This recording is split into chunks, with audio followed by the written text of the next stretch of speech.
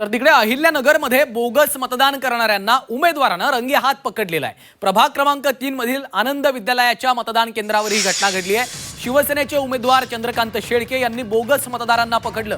काही काळ मतदान केंद्राच्या बाहेर पोलीस आणि उमेदवारांच्या समर्थकांमध्ये खडाजंगी झाल्याचं देखील दृश्य आपल्याला पाहायला मिळतंय। अगदी श्रीकांत, यावेळेला उमेदवार आणि त्यांचे कार्यकर्ते थोडेसे सजग असल्याचं पाहायला मिळतंय। मुंबईपासून ते संपूर्ण राज्यभरामध्ये आपण बघितलं, ठाकरेंनी इकडे भगवा गार्ड नेमलेले आहेत बोगस मतदार आणि दुबार मतदारांना पकडण्यासाठी। तर राज्यभरामध्ये उमेदवारांनी सुद्धा अनेक बोगस मतदारांच्या घटना उघडकीला आणल्याचं पाहायला मिळतं। निश्चितच विरोधकांनी खरं तर या निवडणुकीच्या सुरुवातीपासूनच या सगळ्या घटनांवर, निवडणुकीच्या या संपूर्ण प्रक्रियेवर बारीक लक्ष ठेवावं असं आवाहन सर्वच विरोधकांनी आपापल्या कार्यकर्त्यांना, पदाधिकाऱ्यांना केलेलं होतं आणि त्याचाच कुठेतरी इफेक्ट आपल्याला या पद्धतीनं आता हा पाहायला मिळतोय। कार्यकर्ते सजग राहिलेले, त्यामुळं बोगस मतदार असतील, दुबार मतदार असतील, त्या घटना वारंवार समोर येताना आपल्याला पाहायला मिळतं। इतकंच नाही तर पैशांचं वाटप ज्या ठिकाणी झालं ते देखील प्रकार आता या माध्यमातून या कार्यकर्त्यांकडनं उघड केले जात आहेत। आता प्रश्न इतकाच आहे, निवडणूक आयोग या सर्व घडामोडींवर काय कारवाई करतं हे मात्र आता पाहावं लागेल। हा सगळा प्रभाग